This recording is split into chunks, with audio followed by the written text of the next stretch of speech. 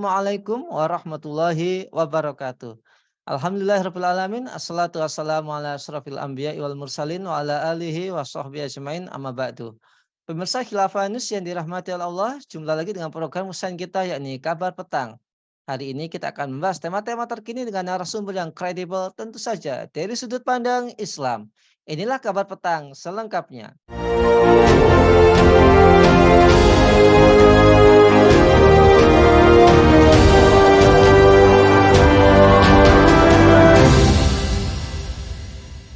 Pemirsa, lama tak terdengar kabarnya Ponpes Al Zaitun di Kabupaten Indramayu, Jawa Barat kembali menjadi bahan pembicaraan. Usai beredarnya rekaman video sholat Idul Fitri yang mencampur jamaah laki-laki dan perempuan dalam shaf yang sama tanpa pembatas. Diketahui Ponpes Al Zaitun didirikan oleh AS Panji Gumilang, sosok yang juga kerap menuai kontroversi. Mengutip MUI.org.id, sederet kontroversi dari Ponpes Al Zaitun ini sebenarnya sudah terjadi puluhan tahun yang lalu. Majelis Ulama Indonesia melalui bentukan tim peneliti khusus sudah mengungkap sederet fakta dan temuan pada 2002 terkait pesantren ini. Apakah Al Zaitun sesat? Apa bentuk kesesatannya? Bagaimana paradigma Islam menyelesaikan problem aliran sesat? Untuk membahasnya kami terhubung dengan Ustadz M. Taufik NT, pengasuh Majelis Taklim Darul Hikmah Banjarbaru Kalsel. Assalamualaikum Ustadz. Waalaikumsalam warahmatullahi wabarakatuh. Alhamdulillah, gimana kabarnya? Sehat ya? Alhamdulillah, udah mulai bertambah lagi berat badan. Iya, namanya juga Syawal, pertambahan peningkatan. Peningkatan kebaikan insya Allah. Nah, Ustadz, terkuaknya tata cara sholat Id di pesantren Al Zaitun Indramayu ini sempat membuat geger publik, khususnya di media sosial. Bukannya tanpa alasan, Ustadz. Tata cara sholat pesantren tersebut tak sesuai syariat Islam. Karena para jamaah sholat id di pondok pesantren Al Zaitun menggabung atau mencampurkan antara jamaah laki-laki dan jamaah perempuan. Bahkan jamaah perempuan berada di depan jamaah laki-laki. Pimpinan pondok pesantren ini, yakni Panji Gumilang, merencanakan perempuan untuk jadi khotib sholat Jumat. Bagaimana tinjauan fikih dalam menanggapi polemik ini, Ustaz? Bismillah, alhamdulillah, salatu wassalamu ala rasulillah wa ala alihi wa sahbihi wa mawalah ma ba'd. Kalau saya melihat dari berita dan juga dari penjelasan Pak Panji Gumilang itu, saya melihat ada 3 ranah fikih sebetulnya yang mungkin perlu kita bahas. Pertama adalah terkait softnya yang dibikin renggang, tapi tanpa masker dan sudah ndak zamannya COVID lagi. Ini yang pertama. Yang kedua terkait tadi ada perempuan di soft laki-laki. Dan yang ketiga itu tentang rencana khotib Jumat dari kaum perempuan. Dan kesemua itu masalahnya adalah punya alasan itu ya, beralasan seolah-olah itu baik, bukan karena kondisi keterpaksaan, tapi itu dianggap baik. Terkait soft renggang misalnya, itu bahkan menggunakan dalil dari Al-Quran, yakni dalam surah Al-Mujadalah ayat 11. Yakni ya ayyuhalladzina amanu idza qila lakum tafassahu fil majalis fafsahu yafsahillahu lakum. Ini dijadikan dalil untuk softnya renggang. Yakni wahai orang yang beriman, jika dikatakan kepada kalian berlapang-lapanglah dalam majelis, maka berlapang-lapanglah. Niscaya Allah akan melapangkan kalian. Jadi kalau secara fikih sebetulnya soft renggang itu ya tetap sah. Sah saja sholatnya secara fikih. Tetapi secara sunnah, ya, ini sunnah muakkadah itu adalah merapatkan soft. Jadi kalau dianggap kemudian renggangnya soft itu lebih baik, ya jelas ini menyalahi sunnah. Apalagi kalau dianggap menggunakan dalil tadi, Al-Quran tadi, maka perlu kita lihat pemahaman ayatnya bagaimana. Ya. Dan kalau kita lihat misalnya di kitab Al-Jami' li Ahkamil Quran, Imam Al-Qurtubi itu menyampaikan ayat ini bicara apa sih sebetulnya? Karena kalau salah bicara, ya walau pakai dalil, salah pasang dalil ini bahaya. Dan ini yang terjadi oleh Pak Panji Gumilang itu. Ayat ini bukan bicara soft solat.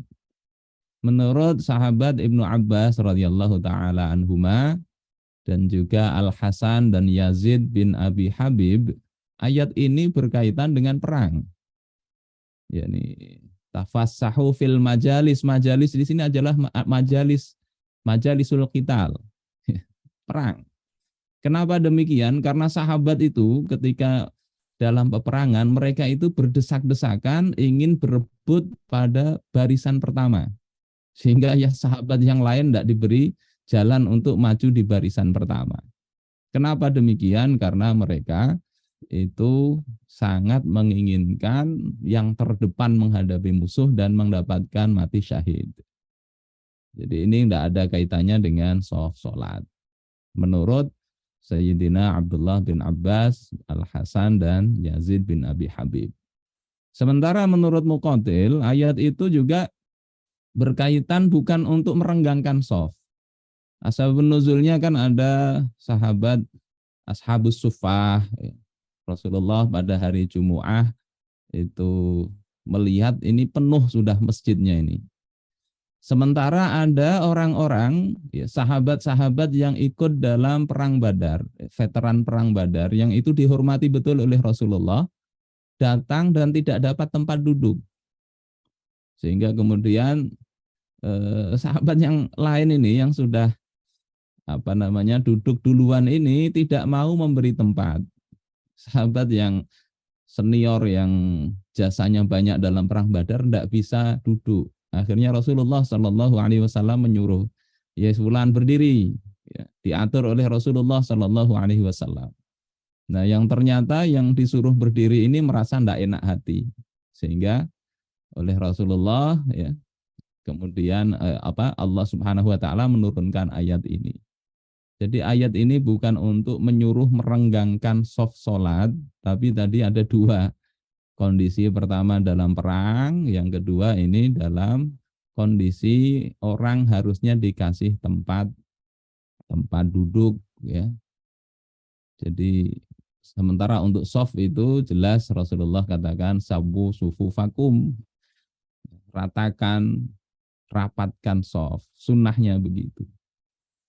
Kemudian yang kedua itu terkait dengan perempuan di soft laki-laki. Ini secara fikih sebetulnya juga tidak sampai menjadikan batal sholat, enggak. Kecuali kalau rapatnya itu sampai kemudian bersentuhan, ya, tangannya ketemu tangan, ya, jadi batal menurut mazhab Syafi'i. Tapi menurut mayoritas ulama, adanya laki-laki dan perempuan dalam satu shaf itu hukumnya makruh. Makruh. Karena apa?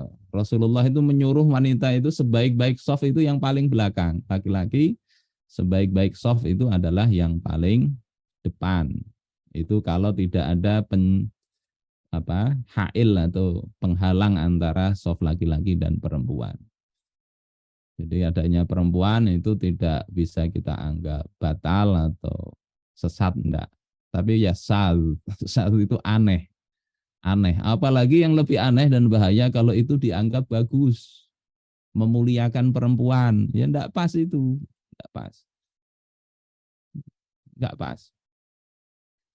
Apalagi kalau kita lihat di dalam mazhab Hanafi, adanya perempuan di dalam shaf laki-laki, itu menjadikan batalnya jamaah laki-laki. Ya, bisa dilihat di kitab Mausu'ah Al-Fiqhiyah. Jadi kalau ada perempuan laki-laki, yang batal yang laki-laki. Tapi mayoritas ulama mengatakan sah sholatnya. Ini problem, ya. Problemnya bukan sekedar sah atau enggak, bukan sekedar fikih atau enggak, tapi menganggap itu termasuk memuliakan perempuan, itu yang bermasalah di situ. Padahal Rasulullah sendiri katakan tadi, yang terbaik perempuan itu soft paling belakang. Kemudian yang ketiga itu terkait dengan khotib perempuan. Nah ini lebih parah lagi ini. Kalau yang tadi itu ya masih sah lah. Maka yang ketiga rencana untuk khotib Jumat perempuan ini para ulama jelas mereka ittifaq itu tidak sah. Kok bisa kemudian muncul ide ini sebetulnya kalau nggak ngikuti mazhab Soekarno ya kurang pas juga. Kita nggak pernah temukan Soekarno itu nyusun mazhab fikih. Yang kedua pandangan ini juga tidak kita temukan. Cuma semangat tadi ya, semangat untuk memajukan perempuan, iya betul. Tapi majunya perempuan, pemuliaan perempuan itu mestinya dengan hukum-hukum syariat. Hukum-hukum syariat. Kalau hukum syariat itu dipakai, itu sudah mulia perempuan. Jadi orang perempuan itu tidak wajib sholat Jumat. Tidak wajib. Nah kalau untuk sholat sunnah, ya, sholat sunnah terkait jadi khotib itu kaitannya nanti dalilnya kan jadi imam ya.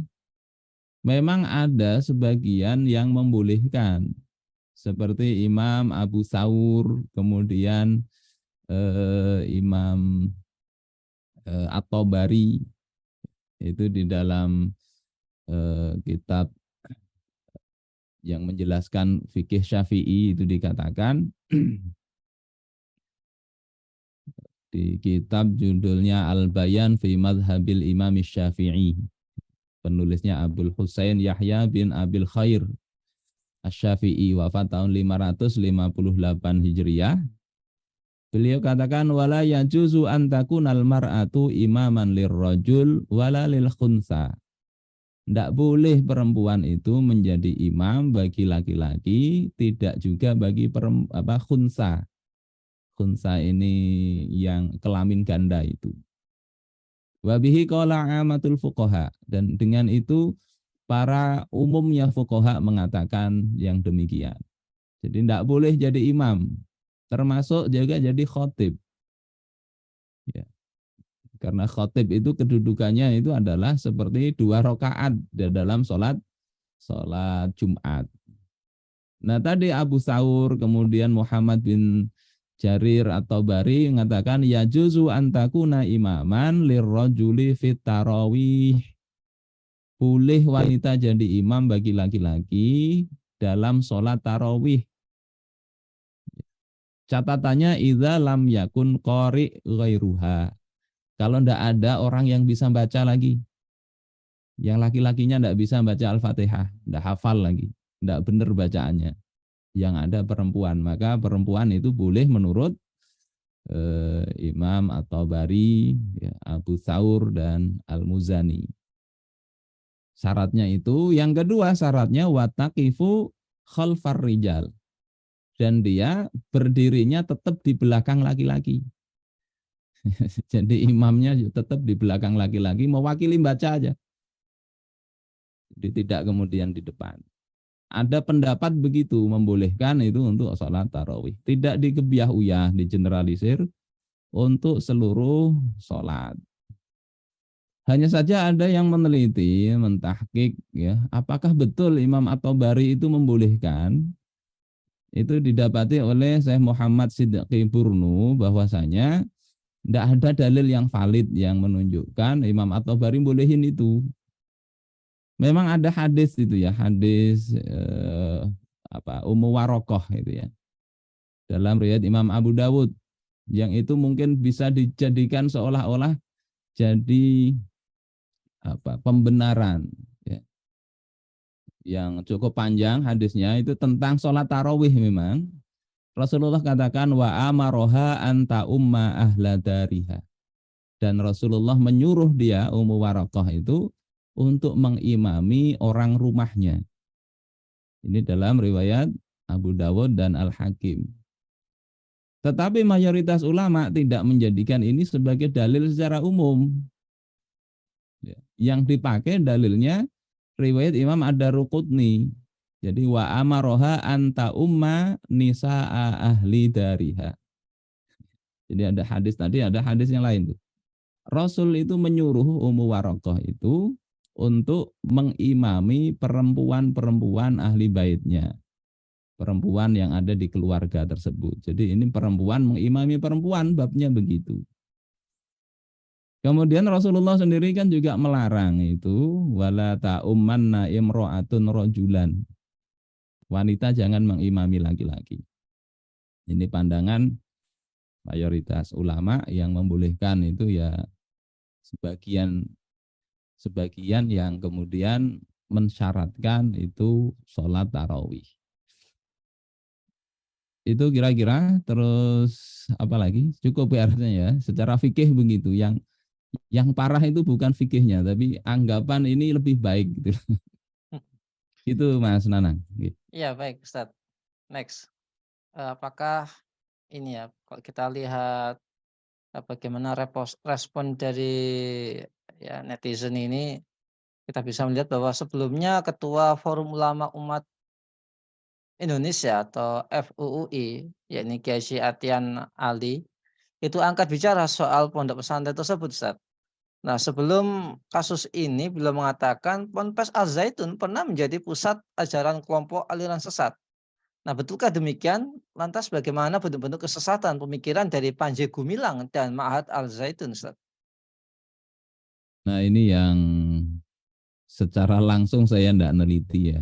Cuma membaca itu ya, membaca dari Kiai Atian Ali, juga saya membaca bukunya dulu siapa Al Haidar tentang NII KW 9. Saya baca ya memang arahnya seperti yang sampean katakan tadi.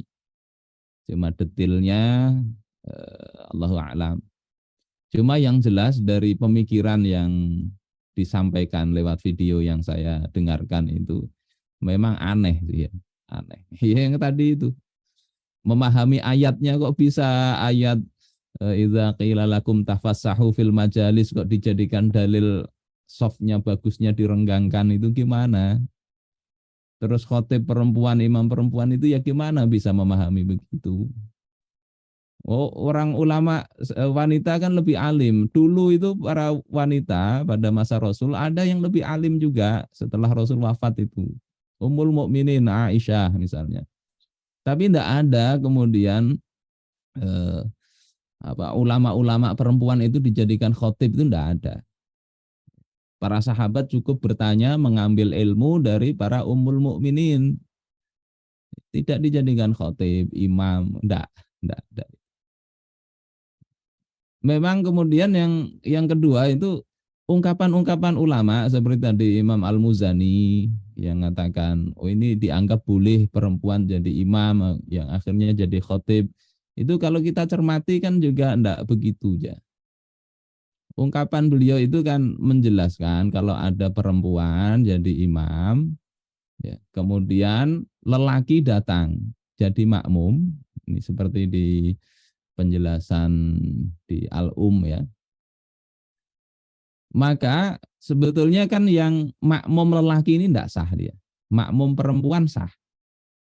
Nah Imam Al-Muzani menyatakan makmum laki-laki itu sah kalau dia tidak tahu bahwasanya imamnya perempuan. Nah pandangannya begitu. Itu juga yang di apa namanya Imam Abu Thawr itu juga begitu pandangannya. Jadi tetap sah menjadi makmum bagi wanita kalau ya makmum tadi tidak tahu yang jadi imam itu wanita. Tapi di Al-Um sendiri tetap tidak sah. Nah, jadi ini beda pendapat ya. Kalau di Al-Um Imam Asy-Syafi'i mengatakan ada makmum laki-laki, ini imamnya perempuan, kemudian ternyata nggak tahu ya, maka setelah salam tahu ini laki-laki, tidak sah menurut Imam Asy-Syafi'i. Abu Thawr mengatakan itu sah. Sah. Bahkan kalau di Al-Muzani itu orang gila jadi imam ya, atau orang kafir ya jadi imam murtad, makmumnya tidak tahu, maka itu sah. Karena orang sholat itu ya zahirnya adalah muslim. Kok bisa dengan ungkapan itu disimpulkan oh, imam wanita boleh? bagi laki-laki. Itu nggak nyambung itu ya. Ini pentingnya belajar logika itu begitu juga. Kalimat itu loh, memahaminya bagaimana. Itu bukan bicara kebolehan imam perempuan, tapi bicara sah hendaknya laki-laki jadi makmum bagi perempuan ketika dia tidak tahu si imamnya itu perempuan. Nah, ikhtilafnya itu di situ. Nah, hal-hal begini kalau memahaminya keliru ya, ya mungkin yang lain-lain yang lebih perlu pemikiran mendalam bisa jadi lebih banyak kelirunya. Insya Allah saya eh, melihat ya memang ada ke arah-arah itu. Arah-arah yang disampaikan Pak Atian Ali maupun buku-buku dulu tentang Az-Zaitun. Itu Ustaz. Iya, next Ustaz. Jadi kalau kita lihat saat ini kan kayaknya Mad Al-Zaitun ini kepala hukum. Ya dulu kan pernah sempat heboh gitu ya. Nah, jadi disalami sama oknum pejabat gitu ya. Tapi nggak ada masalah gitu ya kalau dia melakukan kesesatan. Lalu apa langkah konkret yang harus diambil Kemenak, MUI dan pemerintah merespon ajaran yang disebarkan oleh Panji Gumilang ini, Ustaz? Oke, pertama saya melihat enggak kebal hukum Ustaz. Hukumnya aja yang memang enggak menyentuh ke ranah itu. Hukum yang mana Bukan kan karena gitu ya. kebal hukumnya enggak ngurusin itu. Orang enggak sholat aja enggak apa-apa kok. Puasa Apalagi sekedar sholat dibiarin. begitu. Ya. Orang enggak sholat dulu, hukum enggak ada mempermasalahkan. Terus yang perlu dilakukan ya kita ini kan statusnya sebagai individu ya. Wong level MUI saja ndak direken. Itu kan level LSM katanya. Nah, apalagi kita ini. Yang dilakukan ya adalah memberi pendidikan kepada masyarakat. Dakwah supaya masyarakat itu pinter, cerdas. Pencerdasan itu yang penting. Sehingga bisalah tahu ini anehnya itu di mana. Karena kalau tidak itu nanti eh, justru yang terjadi bisa sebaliknya. Yang ngaku nabi, ngaku Imam Mahdi aja ada yang ikut. Karena apa tadi? Karena masalah pembinaan. Nah, kenapa pembinaan ini sejauh ini dakwah ini kok masih bisa apa pemahaman-pemahaman aneh begitu itu bisa tetap muncul? Ini kita mungkin perlu introspeksi juga dalam dakwah ini apa sih yang kita lakukan. Kalau kita tahu bahwasanya problem kita sekarang ini tadi bukan kebal hukumnya tapi sistem hukumnya yang memang tidak mengacu dan apa menjaga akidah dan pemikiran umat, maka mestinya dakwah itu diarahkan ke perubahan sistem hukum itu supaya sistem hukum itu betul-betul melindungi, menjaga akidah dan pemikiran umat dari hal-hal yang menyimpang. Mestinya begitu. Seperti itu, Ustaz. Iya, terakhir Zat. Apakah memang sistem sekularisme, ya, jadi kan Pancasila harga mati, tapi kok masih ada mengatakan ini sistem masih sekuler gitu ya. Ini adalah biang suburnya aliran sesat. Ya memang banyak aliran sesat yang muncul saat ini kan gitu ya. Lalu bagaimana solusi komprehensif dalam Islam mengatasi maraknya aliran sesat ini, Ustaz? Oke, sebetulnya bukan hanya dalam dalam lingkup Islam ya. Aliran sesat ini banyak sekali, tidak hanya di Indonesia, di Amerika, di negeri-negeri yang sampai sebut itu landasannya sekuler itu bermunculan. Ada sekte salah satu agama di Indonesia yang resmi itu, agama resmi di Indonesia. Itu yang di Indonesia aja ada 350 sekte. Resmi satu agama, terdaftarnya di KTP satu agama tapi sektenya ada 350 yang bukan Islam itu ya. Jadi ini muncul banyak sekali. Di Amerika juga begitu. Supaya kita tidak bicara Indonesia aja.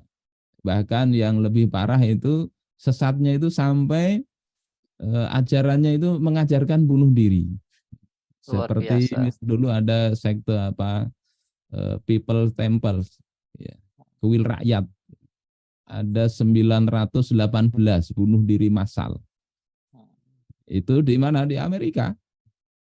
Kemudian ada sekte ini gerbang surga, masih di Amerika itu, Heaven's Gate, ya. Itu juga ajarannya bunuh diri. Ada macam-macam itu sekte macam-macam itu yang di Islam sepertinya enggak ada ya sekte ngajarin bunuh diri, enggak ada. Kalau bunuh orang mungkin ada itu sekte begitu. Dan ini memang betul. Kenapa bisa muncul begitu? Kita ini banyak sakit kan sebetulnya, sakit, pemikirannya sakit, sehingga obatnya itu sudah ada. Ya Islam itu obatnya. Wa nunazzilu minal Qur'ani ma huwa syifa'u wa rahmatul lil mu'minin. Kata Allah dalam surah Al-Isra. Dan kami turunkan Al-Quran, di dalamnya itu ada syifa, ada obat. Obat apa? Obat penyakit dalam hati. Syifa'ul lima fis sudur di dalam ayat yang lain. Obat bagi apa penyakit yang ada di dalam dada manusia. Obat penyakit fisik, ya. Dalam banyak hadis Al-Quran itu mengobati hal fisik bisa. Dan juga obat bagi kerusakan yang ada di masyarakat. Ya sehingga solusinya tidak ada lain kecuali memang kembali kepada bagaimana Allah itu membuat aturan untuk mengatur hidup manusia. Manusia bukan hanya muslim, manusia. Dan tidak ada cara lain. Kita mencari solusi, mencari cara dengan berpaling dari aturan Allah Ta'ala. Tidak nambah selesai, tapi nambah bermasalah.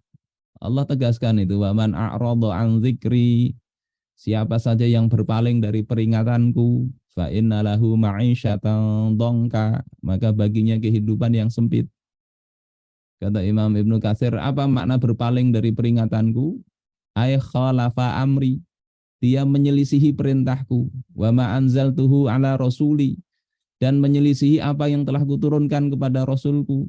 A'rada anhu wa tanasah, dia berpaling dan melupakan itu. Wa akhadha min ghairi hudah, dia mengambil selain dari petunjuk Allah sebagai petunjuknya. Itu makna berpaling begitu. Dibaca bolak-balik, khatam berkali-kali, tetapi mengambil peraturan dari yang lain. Maka baginya kehidupan yang sempit, fid dunya, yakni di dunia. Fala tuma'ninata lahu, tidak ada ketenangan. Wala insyiraha li sadri, tidak ada kelapangan dada. Bal sadruhu dayyikun harajun li dhalalihi, tapi dadanya akan terasa sempit, berat karena kesesatan itu. Wa in tana'ama zahiru, walaupun zahirnya itu banyak kenikmatannya. Dia bisa makan yang dia ingini, pakai baju yang dia sukai, tinggal di tempat semewah apapun, tapi dia tidak merasakan ketenangan. Kenapa? Sistem aturan ini yang tidak diatur dengan aturan-aturan Islam. Sehingga kalau kita bicara apa yang mesti kita lakukan, ya mestinya obati.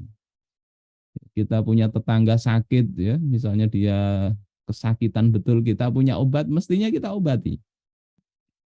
Ini masyarakat sedang sakit, kita sudah tahu ini obatnya, masa kita simpan obat ini? Sampaikan agar mereka mau berobat. Ya kadang kita mau ngobati itu, kalau orang tidak begitu paham dia sakit, kita yang kemudian dianggap apa namanya menyakiti. Sebagaimana anak kecil mau disuntik, itu dia dianggap, dokternya dianggap sebagai sesuatu yang jahat. Tapi tugas mulia ini jangan kemudian kita lalaikan gara-gara anggapan orang. Ini mungkin Mas Nanang ya. Baik, terima kasih Ustaz Taufik atas penjelasannya. Semoga membuka mata kita semua, kemudian meningkatkan kewaspadaan kita, sekaligus menguatkan akidah kita, jangan sampai ikut-ikutan yang seperti itu. Baik, semoga Ustaz Taufik sekeluarga senantiasa dilindungi oleh Allah Subhanahu wa taala. Amin ya rabbal alamin. Para pemirsa Khilafah News yang dirahmati Allah, demikianlah program kabar petang kita pada kesempatan sore hari ini. Semoga kita semua bisa mendapatkan manfaat dan jangan lupa untuk subscribe, like, share sebanyak-banyaknya dan komen positif. Semoga menjadi kebaikan bagi kita di dunia maupun di akhirat nanti. Saya Nur Setiawan undur diri, sampai jumpa di lain kesempatan dan wassalamualaikum warahmatullahi wabarakatuh.